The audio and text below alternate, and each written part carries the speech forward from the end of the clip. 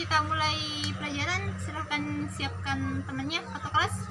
Siapkan temannya, silahkan. Perhatian, siap, gerak. Kepada ibu guru beri salam. Assalamualaikum warahmatullahi wabarakatuh. Waalaikumsalam warahmatullahi wabarakatuh. Pelajaran dimulai. Marilah kita membaca doa menurut kepercayaan masing-masing. Doa dimulai. Doa selesai. Adik-adik sudah siap untuk kita mulai pelajaran hari ini? Ya, sebelum kita mulai, silahkan buka bukunya. Baca materi tentang perjuangan mempertahankan kemerdekaan dari ancaman sekutu dan Belanda. Saya kasih waktu 5 menit untuk baca materi. Buka bukunya dan baca-baca materinya. Sambil baca bukunya, tolong dengarkan namanya, kita absen. Oke, Uci Rika, Juwita, Elviani Febrianti, Nur Aziza, Meida Safira, Iqbal, Sulfedi, Salmiadi, Aris, Wahyu. Oke, bagaimana? Sudah selesai baca bukunya? Oke, kalau sudah selesai, di sini kakak akan jelaskan tentang materi kita pada hari ini. Tapi sebelumnya, saya mau sampaikan dulu tujuan pembelajaran kita pada hari ini. Ada 3 poin yang akan dicapai pada pembelajaran kita hari ini. Pertama, kita akan melihat minimal 2 latar belakang dan tujuan bangsa Belanda datang ke Indonesia. Yang kedua, kita juga akan menganalisis strategi dan upaya yang dilakukan bangsa Indonesia dalam mempertahankan kemerdekaannya dari ancaman sekutu dan Belanda. Nah, poin ketiga ini adik-adik disuruh dapat membuat sebuah karya tulis berupa artikel dalam bentuk portofolio. Nanti poin ketiga ini akan ada di akhir pertemuan, yaitu kerjanya per kelompok. Ya, oke.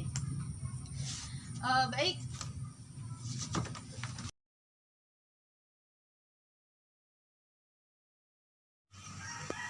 Ya, jadi seperti yang kalian lihat bahwa materi kita pada hari ini itu tentang perjuangan mempertahankan kemerdekaan dari ancaman sekutu dan Belanda.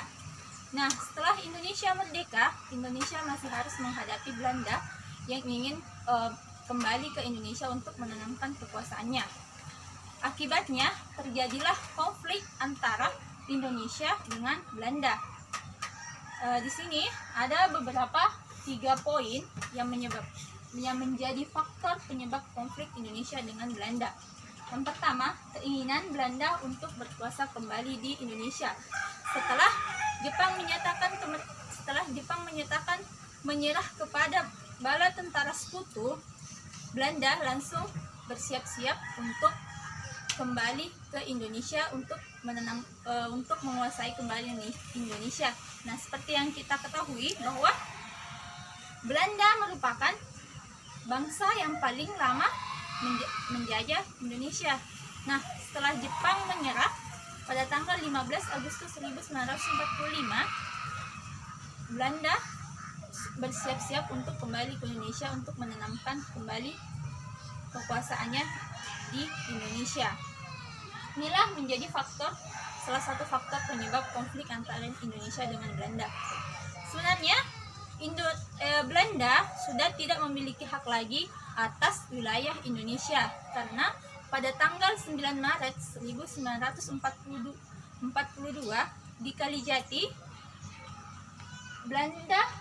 Belanda menandatangani dokumen yang menyatakan bahwa mereka menyerah tanpa syarat kepada bala tentara Jepang dan menyerahkan seluruh wilayah pemerintahan Hindia Belanda atau dalam hal ini adalah Indonesia kepada pemerintahan Jepang. Jadi wilayah Indonesia sudah berpindah tangan dari pemerintahan Hindia Belanda ke pemerintahan Jepang. Dalam hal ini Indonesia sudah tidak lagi dijajah oleh Belanda. Oke, faktor kedua yang adanya dukungan tentara sekutu terhadap Belanda. Awalnya kedatangan sekutu ke Indonesia mendapat sambutan hangat dari rakyat Indonesia. Akan tetapi sikap mereka berubah ketika mengetahui bahwa sekutu datang bersama dengan orang-orang Nika. Nika ini siapa? Nika itu adalah Belanda.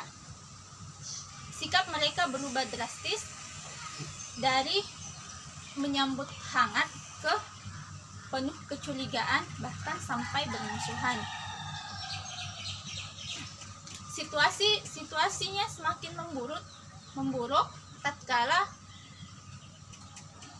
Nika atau dalam hal ini Belanda mempersenjatai kembali bekas tentara KNIL. Tentara KNIL itu adalah tentara yang mengabdi pada masa pemerintahan Hindia Belanda. Tuan KNIL yang telah dibebaskan oleh Jepang bergabung ke tentara Nika. Nika dan KNIL KNIL ini melakukan teror terhadap para pimpinan-pimpinan nasional. Nah, itulah menjadi faktor penyebab konflik antara Indonesia dengan Belanda. Yang ketiga, adanya keinginan Indonesia untuk mempertahankan kemerdekaan. Tentu saja kita sudah berdiri secara sah. Kenapa Belanda kembali ingin menjajah kita kembali? Nah, seperti yang kita ketahui bahwa pada tanggal 17 Agustus 1945 Indonesia telah menyatakan kemerdekaannya dengan diwakili oleh sang Dwi Tunggal, yakni Insinyur Soekarno dan Dr. Muhammad Hatta. Dan pada tanggal 18 Agustus 1945 Insinyur Soekarno dan Dr. Muhammad Hatta diangkat sebagai presiden dan wakil presiden. Kemudian mereka membentuk kabinet-kabinet yang akan menjalankan roda pemerintahan serta mengangkat gubernur-gubernur untuk mengapalai wilayah provinsi. Nah, dengan hal itu Indonesia telah memenuhi kriteria terbentuknya suatu negara. Ya, kriteria terbentuknya suatu negara itu ada 3. Yang pertama, adanya penduduk. Indonesia sudah memenuhi itu. Adanya wilayah dan adanya pemerintahan. Oleh sebab itu, semua elemen bangsa Indonesia berjuang untuk mempertahankan kemerdekaan. Nah, dalam usaha mempertahankan kemerdekaan, bangsa Indonesia melakukan 2 upaya. Yang pertama melalui militer dan diplomasi. Nah, pada pertemuan kita kali ini kita akan membahas tentang perjuangan bersenjata atau dalam hal ini militer. Oke. Pertama yaitu tentang pertempuran 10 November. Pertempuran 10 November terjadi di kota Surabaya. Surabaya menjadi ajang pertempuran paling hebat selama masa revolusi kemerdekaan. Hal inilah yang menjadikan pertempuran di Surabaya sebagai lambang perlawanan nasional. Peristiwa ini diawali dengan kedatangan Brigjen Malabi di Surabaya pada tanggal 25 Oktober 1945.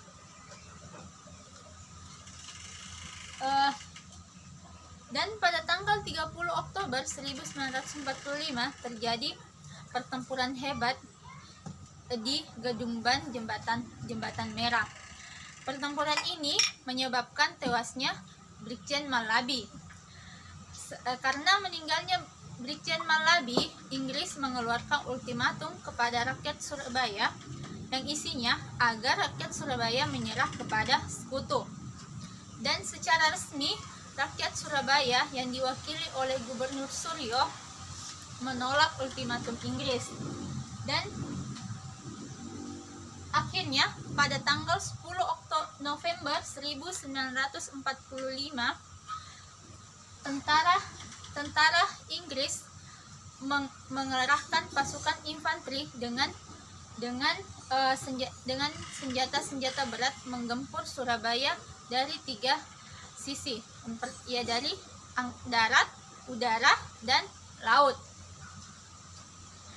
Dan di sini ada gambar seorang tokoh, dia adalah Bung Tomo. Bung Tomo yang pada saat itu memimpin perlawanan rakyat, membangkitkan semangat rakyat Indonesia untuk melawan pasukan Inggris melalui pidatonya di radio. Pertempuran ini terjadi selama 3 minggu, sehingga menyebabkan banyak sekali rakyat Surabaya yang gugur. Dan pertempuran 10 November ini dijadikan sebagai Hari Pahlawan. Pembahasan selanjutnya itu tentang pertempuran Ambarawa. Pertempuran ini diawali dengan kedatangan tentara Inggris di bawah pimpinan Brigjen Battle di Semarang pada tanggal 20 Oktober 1945 untuk membebaskan para tentara sekutu. Karena sekutu diboncengi oleh Nika dan membebaskan para tawanan Belanda secara sepihak, maka terjadilah perlawanan dari TKR dan para pemuda. Pasukan Inggris akhirnya terdesak mundur ke Ambarawa. Dalam peristiwa ini menewaskan Letkol Isidiman, gugur sebagai Kusuma Bangsa. Kemudian Kolonel Sudirman terjun langsung dalam pertempuran tersebut, dan pada tanggal 15 Desember 1945 tentara Indonesia berhasil memukul mundur sekutu sampai ke Semarang. Karena jasanya tersebutlah, maka pada tanggal 18 Desember 1945 Kolonel Sudirman diangkat menjadi Panglima Besar TKR dan berpangkat Jenderal. Ketiga, tentang Bandung Lautan Api. Peristiwa Bandung Lautan Api adalah peristiwa kebakaran besar yang terjadi di kota Bandung, Provinsi Jawa Barat pada tanggal 23 Maret 1946. Dalam waktu 7 jam, sekitar 200.000 penduduk Bandung dan TRI membakar rumah mereka sendiri, meninggalkan kota menuju pegunungan di daerah selatan Bandung. Peristiwa ini terjadi karena sekutu Belanda akan menguasai kota Bandung dan menjadikan Bandung sebagai markas mereka. Pembumi hangusan Bandung tersebut dianggap sebagai strategi yang tepat dalam perang kemerdekaan Indonesia, karena mereka menyadari bahwa kekuatan TNI dan milisi rakyat tidak sebanding dengan kekuatan pihak sekutu dan Nika yang jumlahnya sangat besar. Selanjutnya kita bahas tentang medan area. Ada beberapa faktor yang melatar belakangi pertempuran medan area. Yang pertama, bekas tawanan yang menjadi arogan dan sewenang-wenang. Yang kedua, ulah seorang penghuni hotel yang merampas dan menginjak-injak rencana Merah Putih. Dan yang ketiga, memberikan batas daerah Medan secara sepihak oleh sekutu dengan memasang papan pembatas yang bertuliskan batas resmi Medan area di sudut-sudut kota Medan. Kemudian pada tanggal 18 Oktober 1945 Sekutu mengeluarkan ultimatum yang isinya melarang rakyat membawa senjata, dan kedua, semua senjata harus diserahkan kepada pasukan Sekutu. Karena ultimatumnya tidak dihiraukan oleh rakyat Medan, pasukan Sekutu mengerahkan kekuatannya untuk menggempur kota Medan dan sekitarnya. Serangan Sekutu ini dihadapi dengan gagah berani oleh pejuang RI di bawah koordinasi Kolonel Ahmad Tahir.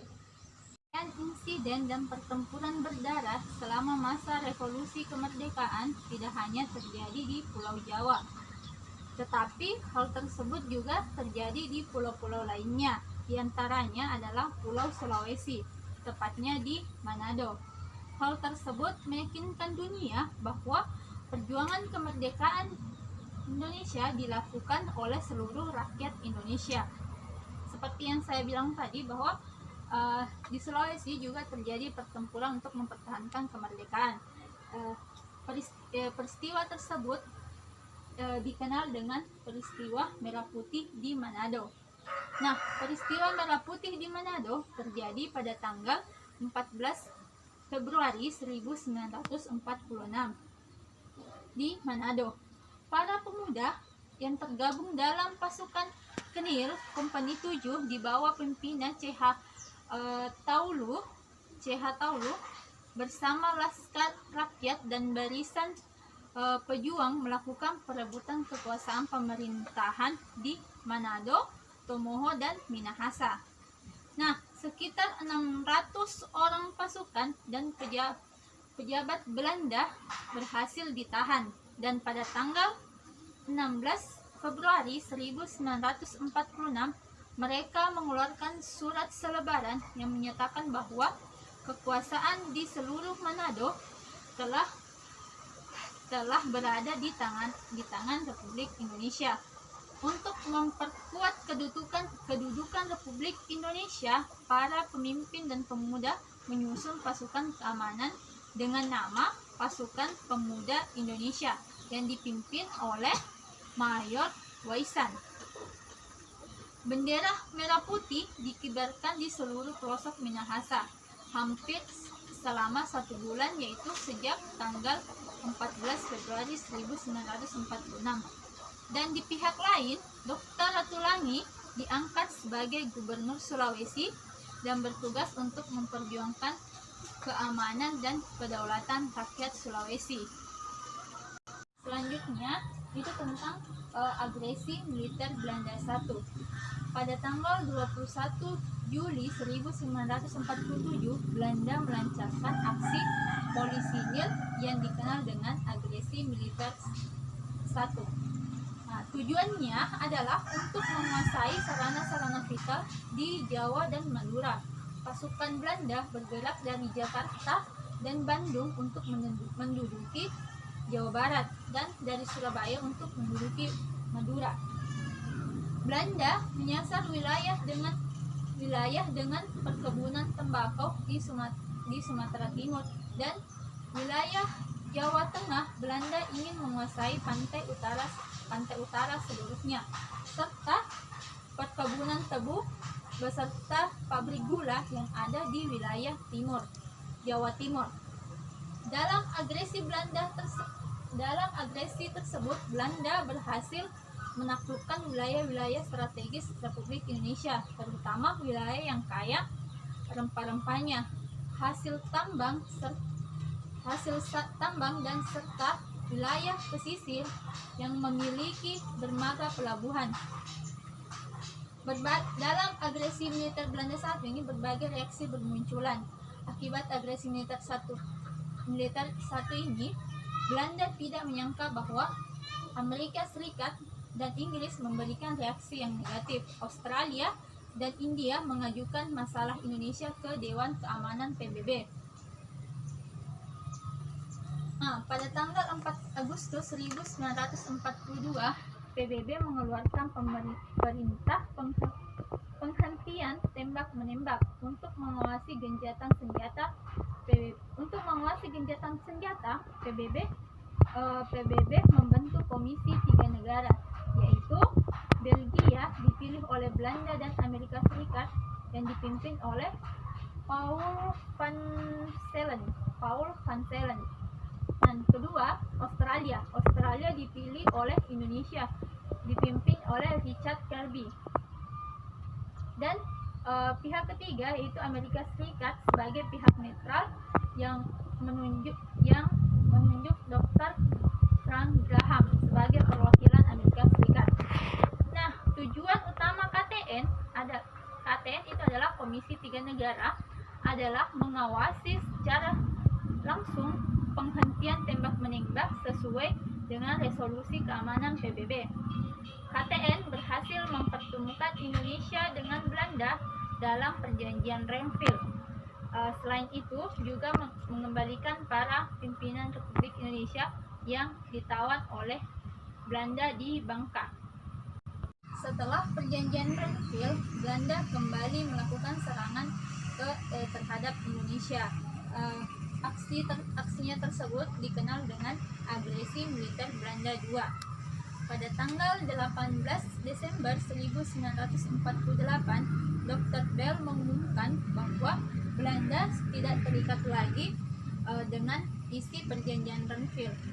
Pada 19 Desember 1948, sebuah serangan pun dilancarkan. Belanda melancarkan serangan di semua daerah Republik Indonesia. Belanda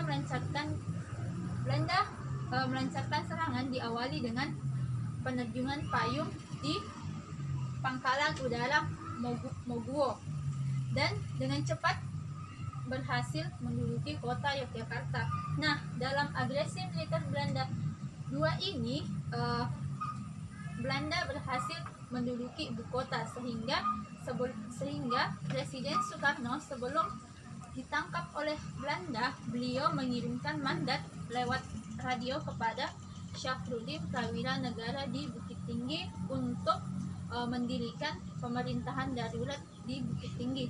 Nah, jadi ibu kota Republik Indonesia berpindah dari DKI Jakarta ke Yogyakarta. Presiden Soekarno dan Wakil Presiden Dr. Andes Muhammad Hatta memutuskan untuk tetap tinggal di ibu kota walaupun mereka tahu bahwa dengan demikian mereka akan ditawan oleh musuh. Alasannya agar selalu terhubung dengan KTN sebagai wakil PBB. Nah, pasukan TNI yang dipimpin oleh Jenderal Sudirman mundur dari kota Yogyakarta untuk melakukan perang gerilya. Untuk melakukan perlawanan kepada Belanda di Yogyakarta, maka TNI melakukan serangan umum 1 Maret 1949 melalui penjuru yang bertujuan untuk menguasai kota Yogyakarta selama 6 jam. Pada masa yang paling gelap bagi Republik Indonesia, Jenderal Sudirman memberikan pegangan dan kekuatan batin kepada rakyat dan prajurit yang berjuang untuk melangsungkan hidup negaranya. Walaupun pada saat itu Jenderal Sudirman sedang menderita sakit paru-paru yang sangat parah, tetapi pada saat Belanda menyerang Yogyakarta, dia bangkit dari tempat tidurnya dan mengajak Presiden untuk melakukan perang gerilya. Nah, dalam aksi militer Belanda II ini ternyata menarik perhatian PBB karena Belanda secara terang-terangan tidak lagi mengikuti perjanjian Renville di depan Komisi 3 Negara yang ditugaskan oleh PBB.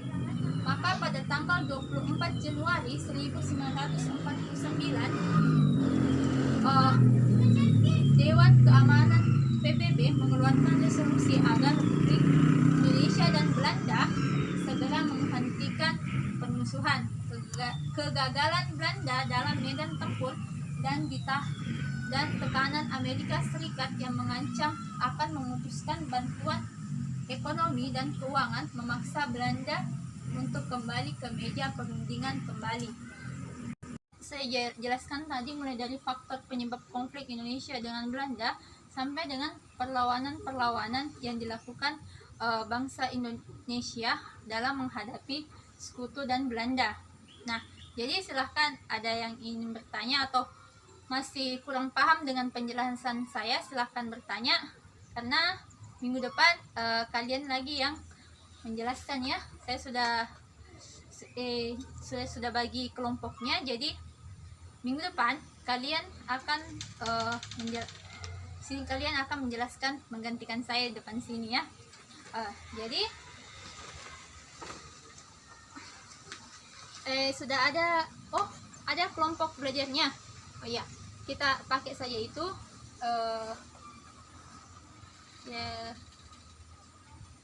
materinya itu tentang kelompok 1 akan membahas pertempuran 10 November. Kelompok 2 akan membahas tentang pertempuran Ambarawa. Kelompok ketiga akan membahas tentang pertempuran Bandung Lautan Api, dan kelompok 4 Medan Area, kelompok 5 peristiwa Merah Putih, dan kelompok 6 agresi militer Belanda 1, dan kelompok 7 agresi militer Belanda 2. Ya, jadi kalian buat semacam artikel dalam bentuk portofolio. Minggu depan kalian presentasikan di depan temannya. Kalian presentasikan hasil diskusi kalian ke depan teman-temannya. Ya. Oke, mungkin waktunya sudah cukup ya. Saya ucapkan terima kasih banyak atas perhatian adik-adik. Kita ketemu minggu depan. Assalamualaikum warahmatullahi wabarakatuh.